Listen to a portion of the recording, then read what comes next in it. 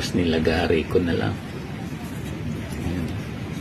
Bukol-bukol pagka router tumatalon. Ganyan nangyari.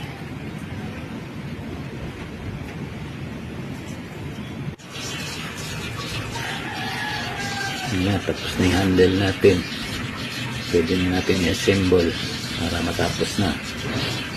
Kapit na rin, puti Ito yung handle.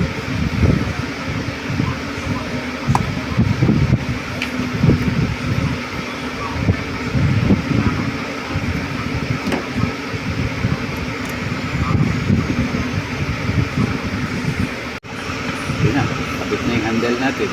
Ayan. Yung ginawa ko dyan, no? Ngayon, ito line 1. Tapos dito. Pumunta doon. Umikot. Tapos, pumuntas doon. Pumunta ron. Ayan, pumunta dyan. Pumunta ron. Tapos dito. Sabihin, closed circuit yan. Ito na naging switch. Automatic switch na yan. Mamatay yung pag umabot ng 99 degrees Celsius. Okay, sasara na natin.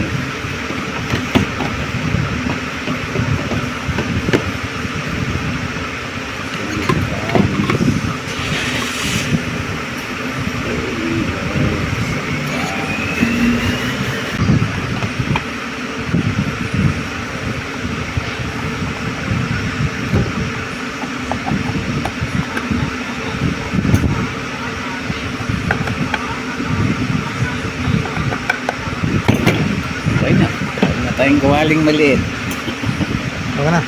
Diba? Testing. Mainit na mainit, no? Hindi na nilagyan ng ano. Ayan, lagyan nyo na lang ha. Direkta na ha. Okay. Ayan o, namatay na naman o.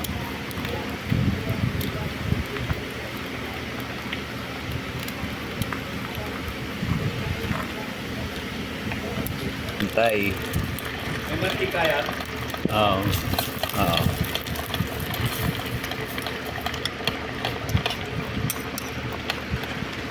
Ayan.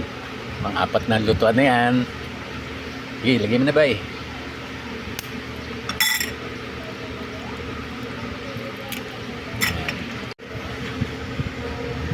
Oo, pang-lima na yan.